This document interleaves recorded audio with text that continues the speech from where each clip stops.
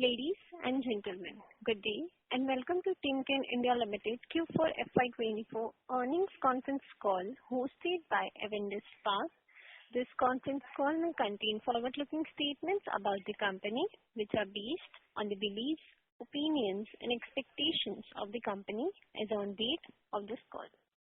These statements are not the guarantees of future performance and involve risks and uncertainties that are difficult to predict. As a reminder, all participant lines will be in the listen-only mode, and there will be an opportunity for you to ask questions after the presentation concludes. Should you need assistance during the conference call, please signal an operator by pressing star, then 0 on a touch-tone phone. Please note that this conference is being recorded. I now hand the conference over to Mr. Ram Seshan from Avendus Spark. Thank you, and over to you, sir. Hi guys, good evening. This is Ram from Spark Capital. Appreciate everybody logging in. Very pleased to be hosting Mr. Sanjay Koul, Chairman and Managing Director of Timken India, along with Mr. Avishran Keshwa, CFO, to discuss the 4Q results. We'll start with brief opening remarks from Mr. Koul, followed by a Q&A session. Mr. Koul, all yours. Thank you, Ram. Thanks a lot. Opening remarks, I would be limited so that we can directly go to the Q&A. However, the highlight of the Q4 23-24 performance was that we had a record quarterly revenue of 898 crore, which were up double digits from the last year same time. Mostly rail and domestic sector. Unfortunately, the exports were down. And we still see that export markets are not going to be buoyant in short to medium term. And obviously, we are also having elections here, so that is also full of challenges. Otherwise, the performance remains solid, and also currently, we are working very hard on our new plan, which is coming up as per plan. Other than that, I would go to the Q&A and add more value to that. Over to you.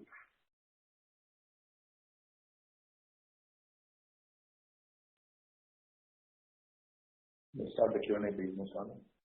Thank you very much. We will now begin the question and answer session. Participants present on the audio bridge who wishes to ask question may press star and 1 on the touch-tone telephone.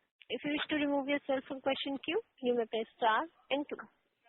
Participants are requested to use handsets while asking the question. Ladies and gentlemen, wait for the moment while the question queue assembles.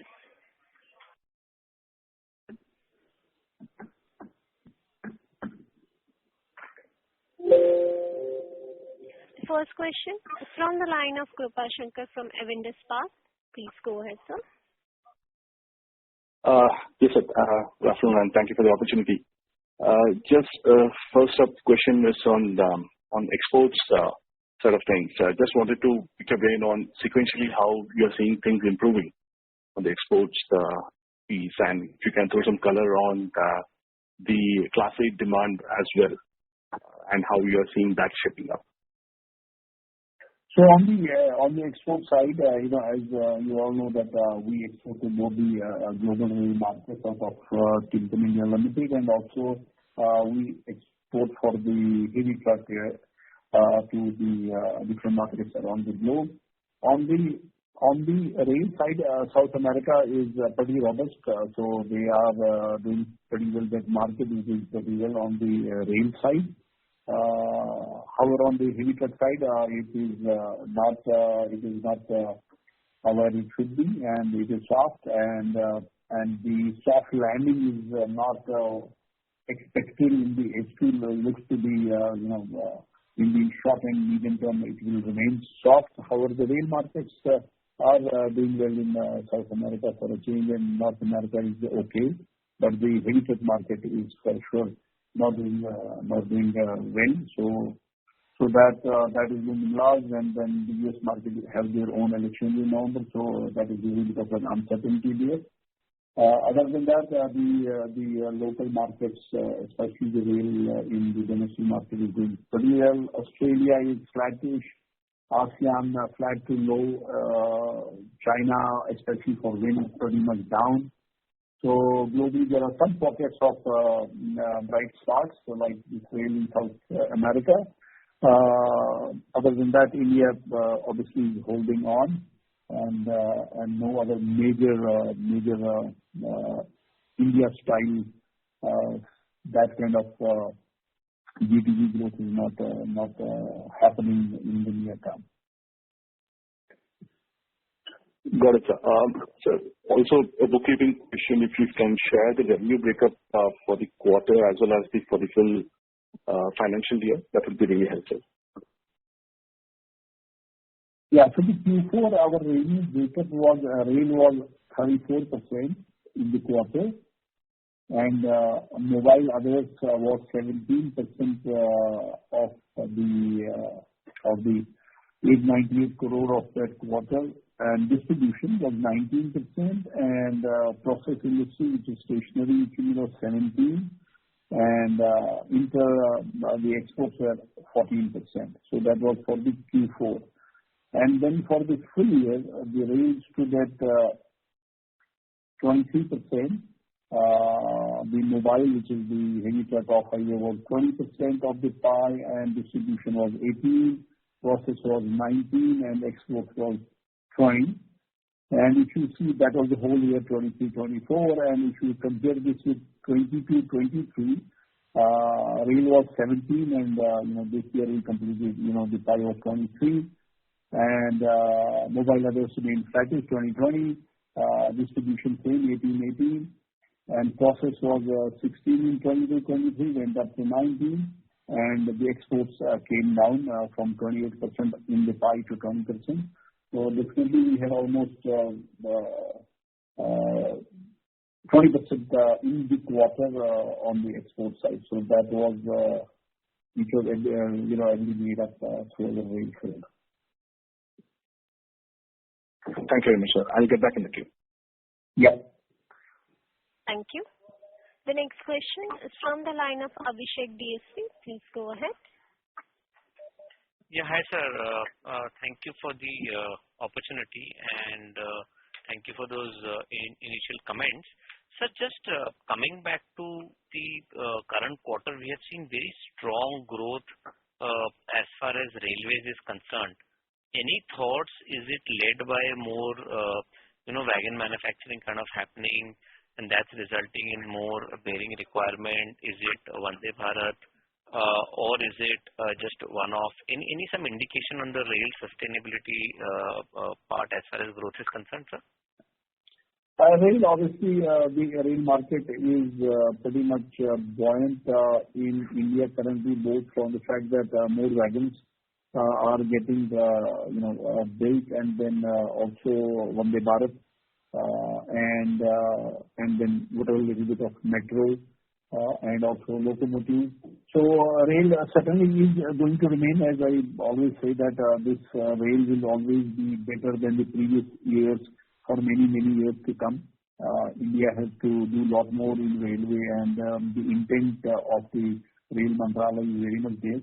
So that is on. That is why we see Vande Bharat, we see speeds going up, we see electrification happening, and we see double tracks being laid wherever there was single tracks, which means that they want to put more trains on the tracks, and then dedicated freight corridors slowly, steadily picking up. As they get more land, definitely they want to move trade out of the normal lines and keep passenger as lean as possible, so that more passenger traffic can be taken. So to your original question, it is a sustainable model, and that obviously in a quarter to quarter might be a little bit of addition here and there, but year on year there will be always growth for next many years for rail in India. So that would be my answer for that. Okay, that's very helpful. So would you still be maintaining a 50% market share, or would your market shares have moved up in railways? We have this year, and it has moved up a little bit. So as you know that we've been in railways from our parent company also in this game for many years, and then we have created the optimum supply chains for railways. Our center of excellence of railways is in Jamshedpur, India. And then also on technology front, which we get from our parent, we are continuously upgrading those. And whether it is sealing technology, whether it is region technology, whether it is the material science of it, extra so that the residual life of these bearings go up and uptime of the rail in itself goes up. So that would remain to the core of it. Okay. So, but just in terms of the railway part of it, you think you have enough capacity, or at some point will you also have to add capacity? Any thoughts on the same? Good question. Certainly, I think the rail capacity as it goes today, and we also exporting it in some markets at times are behaving like South America is behaving pretty well. And we are looking at these capacities very closely, and so that we don't want to be saddled with fixed costs, but at the same time we don't want to be saddled with non-capacity. So this is a very good point for evaluation, and we are evaluating and seeing how do we increase the throughput and also the base capacity. We have not taken any decision yet as we speak, but it is on our active consideration list. Okay. So the other segment which has done well for you is the process part of it, which has been seeing healthy improvement. Sir, any thoughts, because that's a segment which caters to the steel, cement, and the power part of it, and we are seeing a lot of steel capacities coming, cement capacities increasing, a lot of solar panels are being put up. So any thought on the growth trajectory of this segment, which is process industry? Thanks. Yeah. So both in terms of putting the new steel capacities in, which means that more mills will come in, and then also continuous running of the steel mills so that the output is harnessed. So steel industry certainly will remain pretty healthy in India, and it should be. Our per capita consumption of steel is low. If you see countries like China and others, so our per capita consumption is pretty low, and we need to produce more steel, sustainable steel, green steel. But they all form of steel will need bearing. And Timken obviously for ages around the globe are well versed in the technology of the rolling mills and how do you produce those bearings. And as we speak, our Bharuch plant will also help us in this area, whether it's cement or it is power or steel. And we must be the only company in India which run more than 26, 27 roll shop inside the steel companies. You name the steel company, we are inside there 24/7, de-choking, mounting, demounting, and things like that. So this market will remain pretty nice as we need more steel for building the incline area. And we from the Timken India side will remain close to the customer, and we'll make sure that we ride the wave as it comes. And it is obviously, we all know that a lot of steel companies are investing in enhancing capacities and also producing more and more. The shape and a little bit might change. People might start putting more electric arc furnaces, which means that they would like to reuse the scrap steel, etc. But they have to do rolling. They have to do rolling and things like that. So we see a nice growth in this market. Great, sir. So one last question. In terms of the new capacity, we see fair amount of capex being done, almost about 260 crores kind of operating cash flow has kind of got invested or capex has been done. Any thoughts on the timeline, sir? Are we on time to get it up and running by fourth quarter of FY25? When can one see the traction? So just to give a flavor, main shop floor civil work has been completed, and our pre-engineering building is all up and roofing is in progress. Our major high tension wire cabling, extra routing and all that substation switchgear work is in progress. I'm glad that our system, ERP system is already in place and is live currently for the new plant, and likely production start is same as per plan. So we should be able to, the machines are, either on the seas or on landing in Bombay from different parts of the world, as this is going to be a high-tech plant with a lot of robotics and IoT and things like that. So things are moving. And to the direct short reply to the question is that we are on time and should be tapping by the end of this year and commercial production thereafter. Great, sir. I have few more questions. I'll come back in the queue. Thank you so much. Thank you. Thank you. The next question is from the line of Ankur Sharma from HDFC Life. Please go ahead. Yeah. Hi, sir. Good afternoon. Thanks for your time as always. Just going back to the export piece, and if I heard you right, I think you said, the quarter gone by, exports were at 14%, 14, right? Which possibly is one of the lowest we've seen in a very long time. So are we, obviously there would have been both a YOY and a sequential decline there. But are we like near or at the bottom, and therefore at least going into the next few quarters, we start seeing an improvement, or is that also a little difficult to call out? So I would say that yes, this quarter was among the lowest. Definitely, you're absolutely right.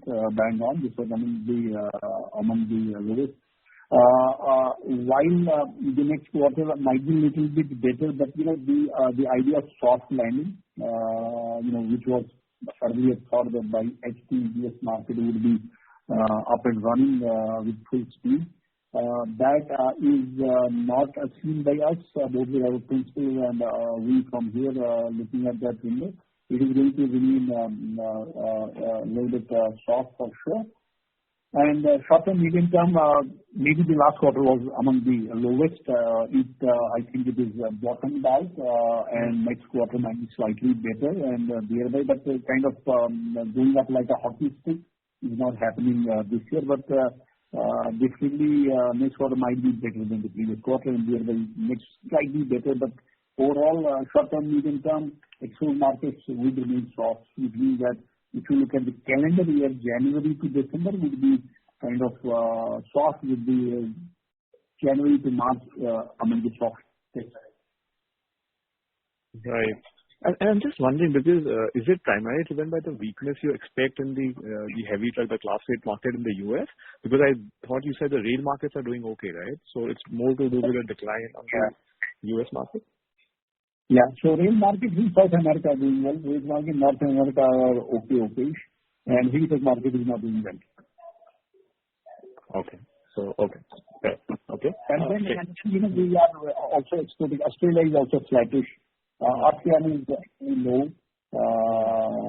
And so, overall, it is for the heavy truck, and even in India, the heavy truck is also flattish. So, yeah. So it is a little bit of a global phenomenon. Okay. And are we, or, is the parent also exploring options for maybe sourcing more from us in India? Is that an offset or a level that we may have as well? So, the global supply chain folks are always looking at options of sourcing, resourcing, but as you know that resourcing, changing source, it is like steering a very big ship, cannot be done overnight and things like that. So, the evaluation of sourcing, the resourcing, all that will always be there. But the plants we have a plant in Mexico. We have obviously plants in different parts of US, and we have plant. The parent has a plant in China, etc. So, sourcing from India will remain attractive. But overall, the markets are not really doing so well. So, including the off-highway market in America, even that is not doing that well. Fair. Okay.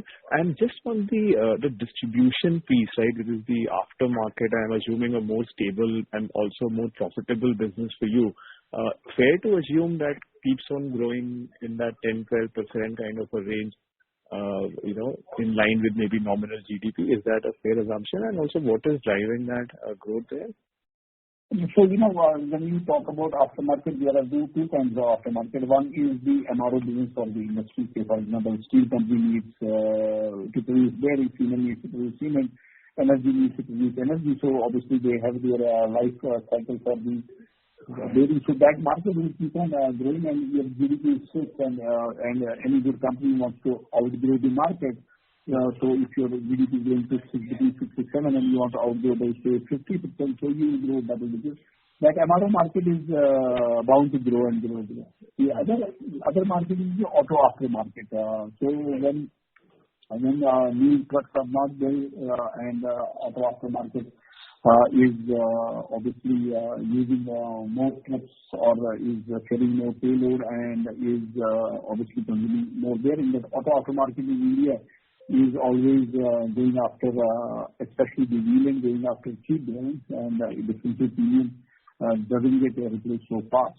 So on the one side of industrial distribution, where we focus more, is going to remain pretty solid, and the auto aftermarket is going to be commoditized to a large extent, which is happening in the market. Right. And just a last one on our utilization levels, both in Jamshedpur and in Bharuch. Fair to assume, while exports are a little weak, the strong growth in rail and the other industrial aftermarkets should kind of keep us fairly busy. Jamshedpur is running 6 days full 3 shifts. Bharuch is also running more or less full. We don't see that going down. But Jamshedpur is running flat out. I would say our Bharuch plant might be a little bit 5% less loaded. But overall, both plants are running currently as we speak, are running full. And if you could also just give me the comparable, the sales breakup for Q4 23. I think you gave the number for 24. If you could just share the same for the last year. Thank you. So Q4, if you want Q4 of 22 and 23, the rail was 23%, mobile others was 20, 19 was distribution, 18 was process, export was 19. Got that. Great. Thank you so much. All the best. Thank you. Thank you. The next question is from the line of Rishi Vora from Kotak Securities. Please go ahead. Yeah, thank you for giving me the opportunity. So first on the margin side, if you look at it on a YOY basis, our margins have improved by 300 basis points. While operating leverage would have played its part, but at least in terms of mix, if you look at it, railway has done better and export has declined, which in terms of mix is inferior. So what explains the margin expansion, and do you think these margins are sustainable? So margin performance largely is driven by volume and product mix. So utilization was better, so that helps because when you can over leverage capacities, so that has an impact on the margins. And the second is that post COVID, everybody in the industry has been relentlessly leveraging cost or cutting waste or making sure that the waste is out of the system. And now, because of the push on ESG, especially sustainability, so everybody is trying to see and make sure that these supply chains are circular, they are shorter, smarter. So I would say that an answer to your question, strong margin performance in the quarter largely was driven by favorable volume and product mix, and the better cost leverage we have been trying to do in the area of supply chain. And on top of that, despite the fact that steel prices have come down, labor obviously keeps on going up. So we have been working very hard on price realization, and that has remained pretty much our continued effort on price realization despite softening of the metal prices. So we are, generally the OEs would only look at steel. Now we are trying to discuss and bring their focus on the other aspects of the pricing, not only steel pricing. And when you are a mature supplier, how much productivity increase can be done over a period of time when you are only supplying for 40 years. So that is also a go-to strategy, especially when the application is where you can harness value.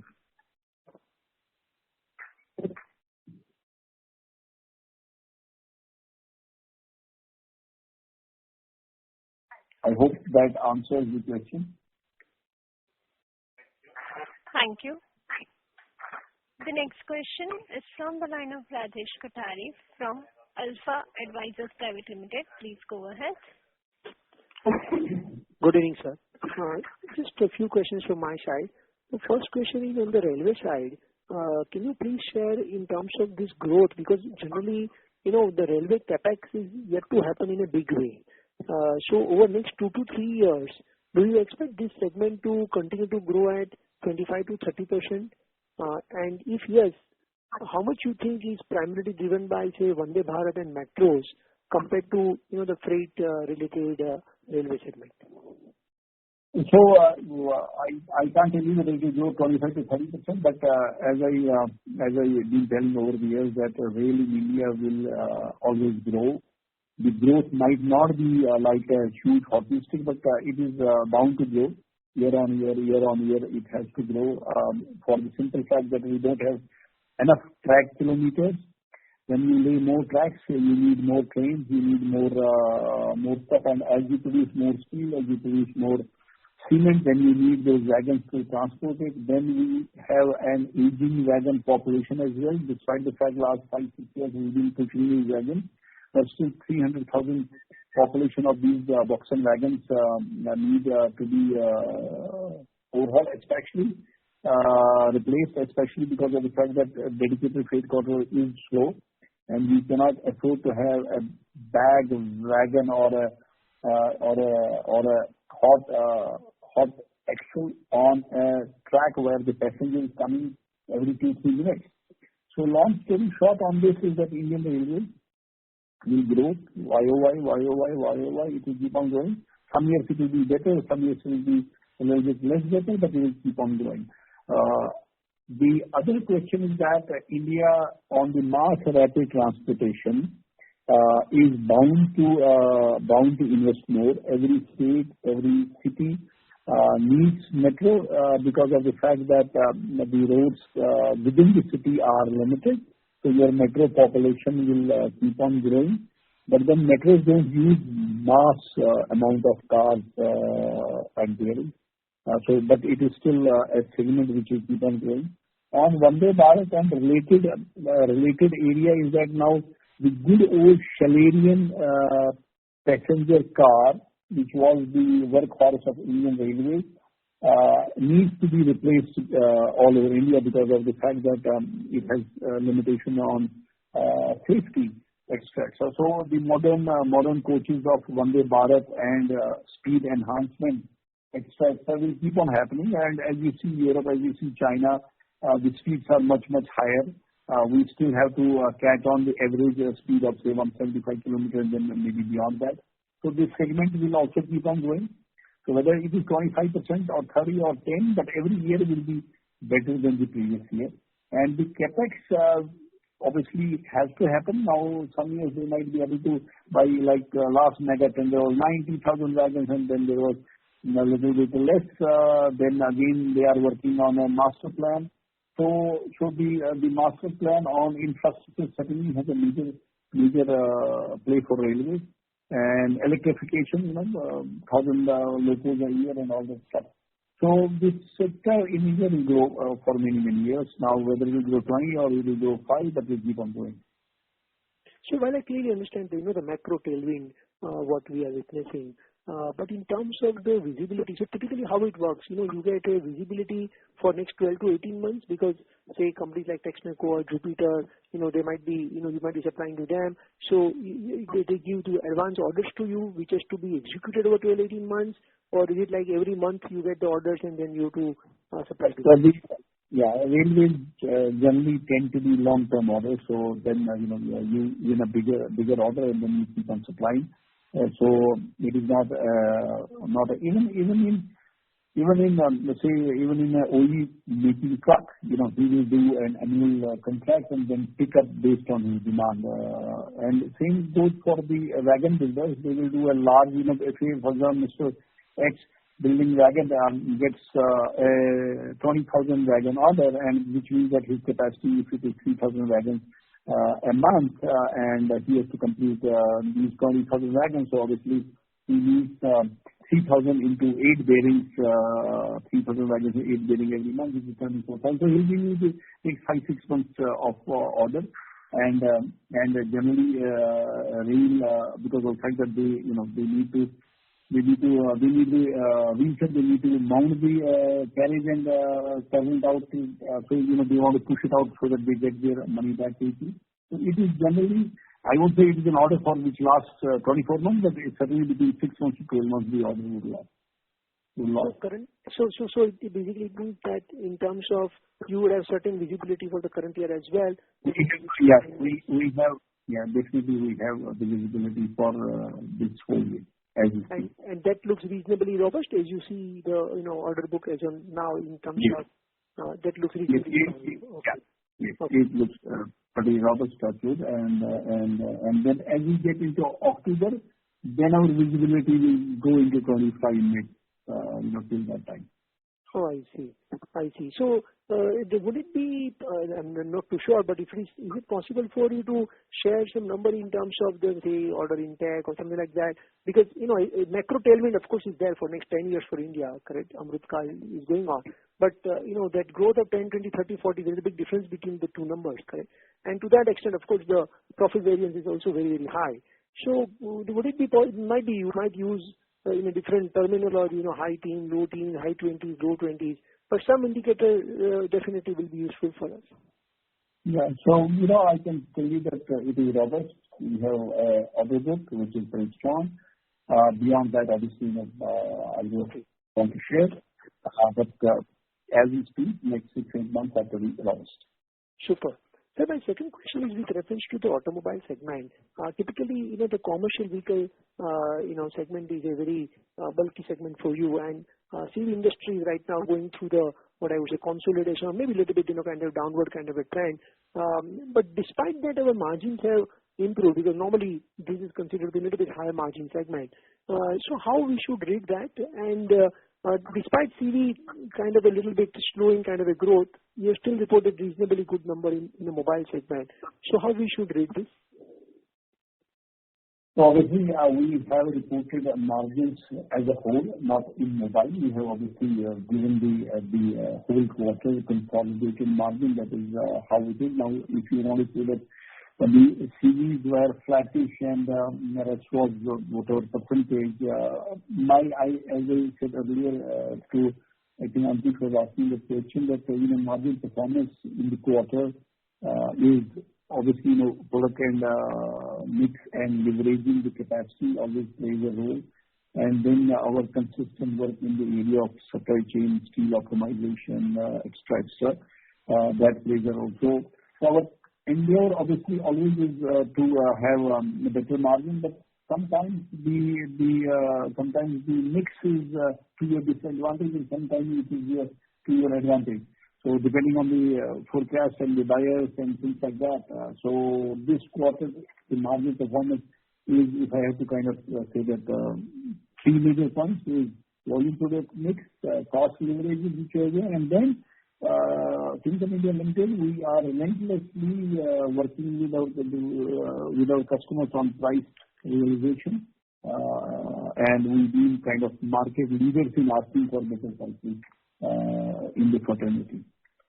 And inherently, the railways margins would be, compared to say company average margins, if you basically put this, which will be the highest and, in that order, say between railway and mobile and projects and exports, how do you basically rank this?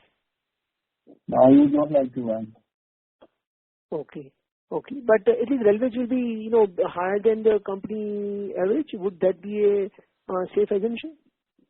I cannot give you my core competence and pointers, but generally, I would say that the aftermarket is always around the globe, any segment, aftermarket is always the most profitable. Sure. And last question on my side, in terms of the competition, how do you see the competitive landscape, particularly on both railways as well as in the process side? Because the competitors are also entering into a few segments where Timken has a traditionally very strong hold. So would you like to comment on that?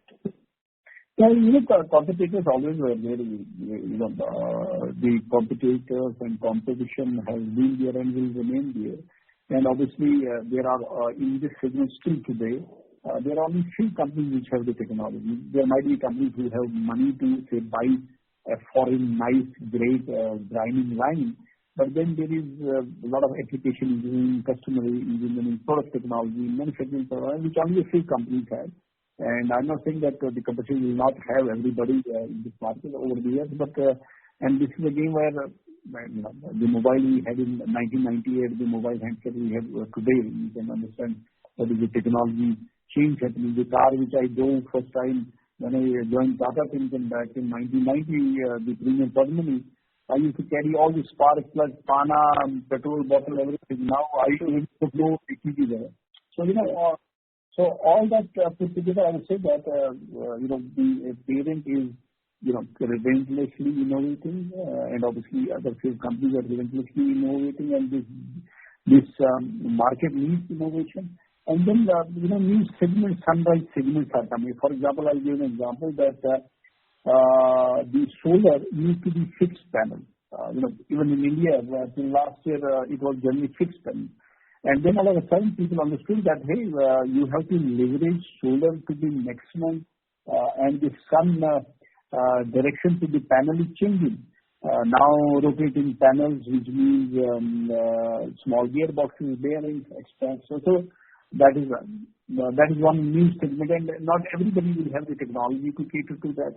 Food and beverage. Food and beverage is another segment. Very few people will have the technology to have that kind of bearings or solutions for these new industries which are coming up. And then obviously wind, very few companies will have the reliability to cater to, today it is in India 3 to 5 mega, but globally even 15 megawatt windmills are installed. So you need highly reliable, highly technologically advanced bearing.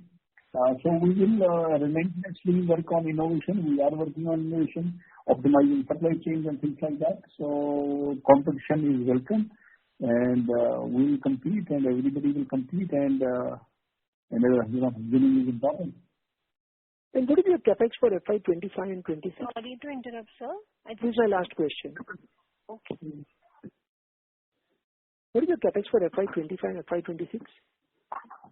Okay, I think I'm just sure that I am not wrong. I'm just asking Avishant, our CFO, to check that. And sorry? More than 400 crores. Combined. You mean both combined? Both combined, you mean?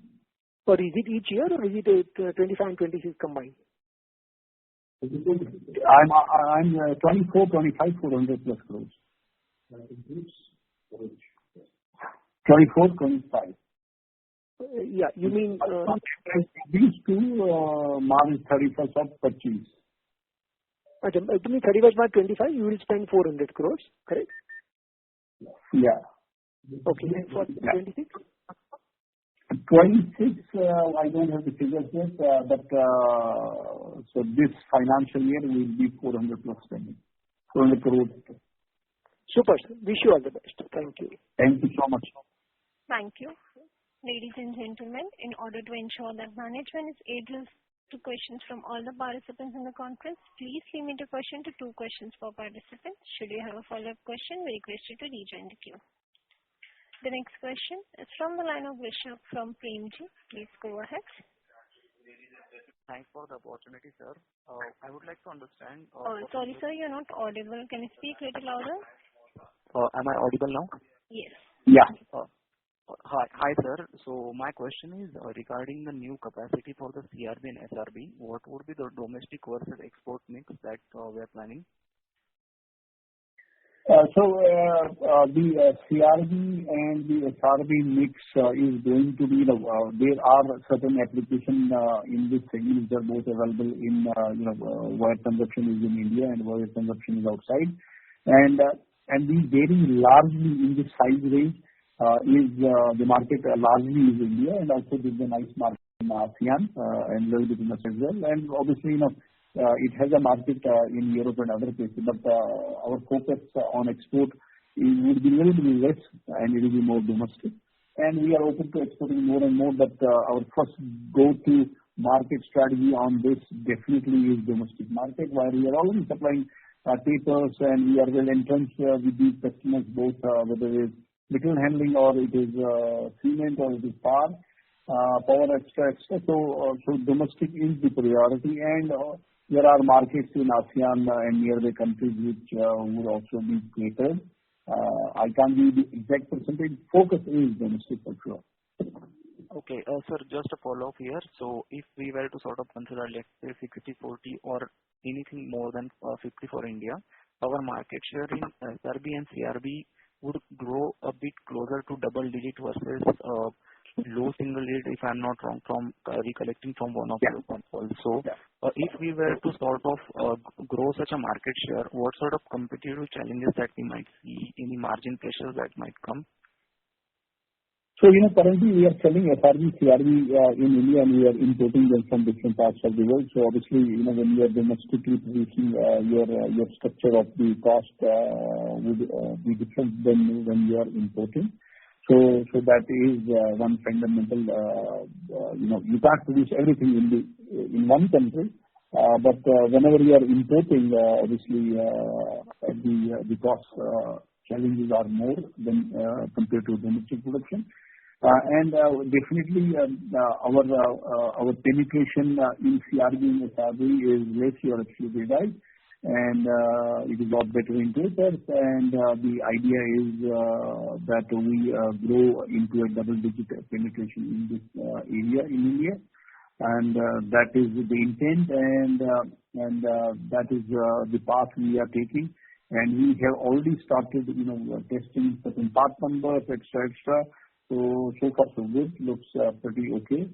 And now we have obviously complete the plant and start PPAPing and start selling. But the general direction is that we want to take the penetration single digit to double digit with this plant in India. So you're confident that the margins won't be impacted despite such aggressive growth? If every patient remains same, should have a nice impact positive. Okay, thank you, sir. Thank you. The next question is from the line of Abhishek from DSP. Please go ahead. Yeah, hi sir. Thanks for the opportunity again. Two questions. First is, the parent has got into a lot of M&A in terms of new products, which is coupling chains, belts, pulleys. Any thoughts of actually, starting the distribution of the same in the domestic market? Any thoughts, progress there? So the whole concept, if you see, is that we want to be on the powertrain, which is right from motor up to the end, and it has coupling shafts, chains, pulleys, lubrication system, and the Timken globally has a third company which would serve this dynamic powertrain and pretty much high-tech technological companies like Roll-On is, for example, one such company, and Groeneville Becker in lubrication, and Lovejoy in coupling, and Diamond in chains. And definitely India is a growing market, and India is a great place to manufacture, great place to source, great place to export, extra. So currently, this is an area where there is a chance for us to grow, definitely. And it is not only importing and selling in India. It is like, can we as a company create a supply chain model out of this place and serve the Indian market, serve the globe? Saying is easy, doing is tough. and we are looking at it. We are working on it. Say, for example, on one of the metros, we installed a lubrication system first time, and running very successfully already. So we are looking at opportunities and seeing what is the best way to serve this market. And definitely, this is a market which we should cater in India. This is a combined nice market. The parent has the technology, and that technology is available to us. Now, how to optimize the supply chain to cater to the domestic market, and at the same time, see if we can also be part of the parent global supply chain model. So, but any thoughts on the timeline? I cannot comment on the timeline as this trading supply chain is tricky in the sense that you have to either go and buy a company or build a company, or have such capable companies in India which can become your source partner. So we are working on it. We have a small team working on it currently, but no timeline which I could provide. Though my intent is the timeline should be faster and faster, but currently do not have any such timeline in front of me.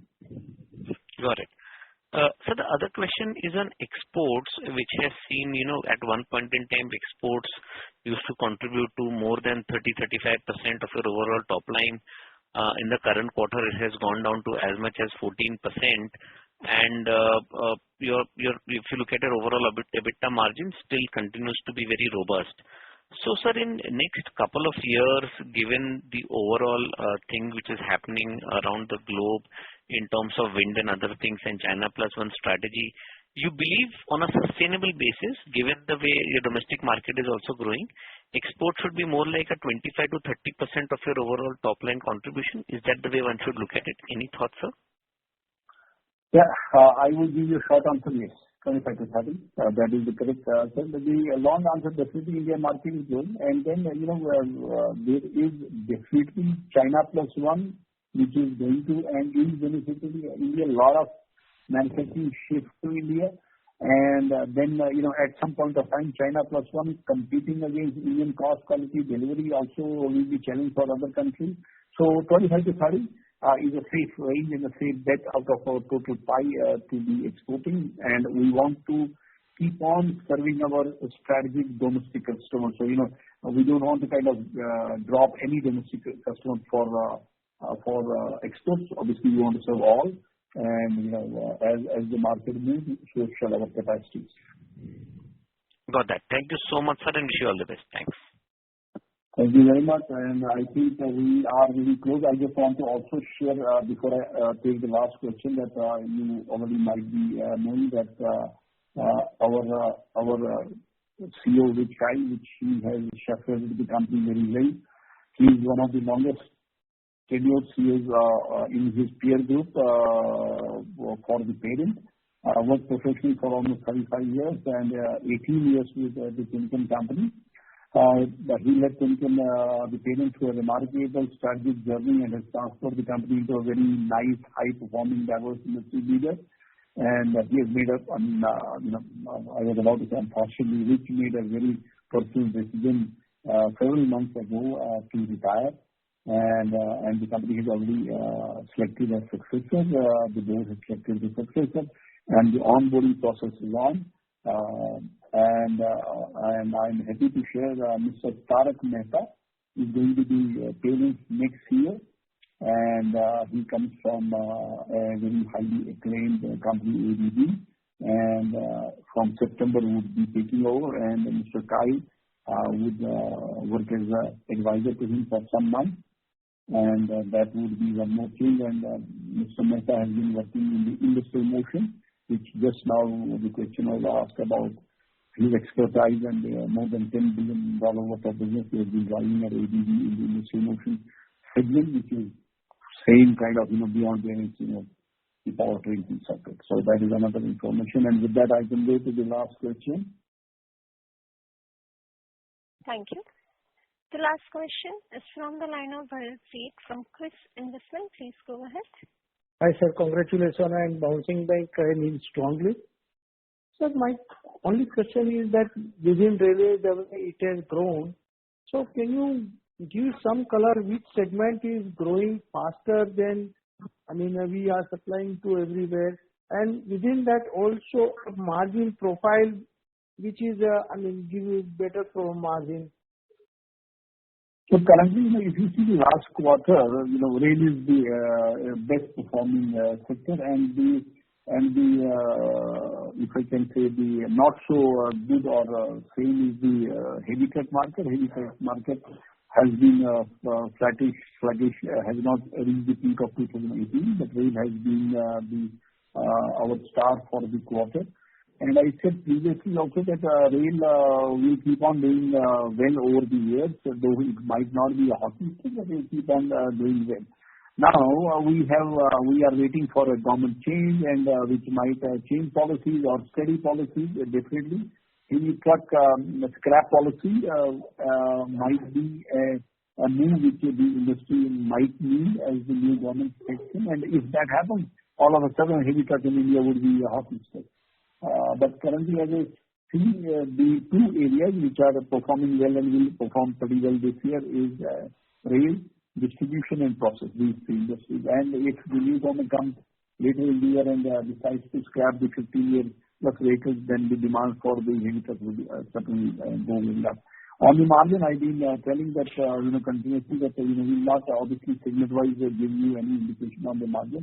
But as a company, our strong margin has been this quarter because of the product mix and as a nice leverage on the cost, and obviously price realization has been strong despite challenges of the softening of the metal pricing. So is it a fair assumption that railway is the highest bid, so better product means is rail generate little better the margin than the company level? And within rail, if you can give some color which is growing faster and which you expect to faster, like Vande Bharat, Wagon, and other freight. So in rail, actually, obviously we have to see the base. Freight has the largest base, so freight is growing. Metro has a very small base. It is growing, but obviously when you see the base is very small, even if it grows by 100%, the base is pretty small. Wagon base is big. There even a 5-10% growth is pretty significant in terms of dollar or INR. And certainly electrification is pushing the locomotives, and Vande Bharat in the passenger after wagon that has the second largest base. Vande Bharat is following. So wagon consumption, I'm saying if you see the whole port, wagon has number one for the build side. I'm not saying margin side, for the build side, followed by passenger and then metro and locomotive. So that is how it's going to play out. And on margins, I am not advised to tell you the margins in segment-wise, but our endeavor is to obviously fill the race and work hard to make sure that we optimize costs wherever possible. So do we believe that a Q4 margin is sustainable for the full year FY25 or maybe some softness? As I said that it is volume and mix driven. So some quarters go up, some quarters come down. So that up and down remains for every company. If your product mix that quarter was bad, so it can come down. But what is sustainable is how your supply chains are behaving, and if you have good demand, then how do you leverage that volume, which is very, very important in our industry. So the endeavor is obviously profitable growth and quarter to quarter mix will play its role. Okay, thank you very much, sir, and all the best. Thank you so much. Thank you very much. With that, thanks a lot for the questions. I always learn more from the questions. I hope you got the answers, and thanks a lot for Spark for collaborating. Thank you and Jai Hind. Thank you. On behalf of Avendus Spark, that concludes this conference. Thank you for joining us, and you may now disconnect your lines. Thank you.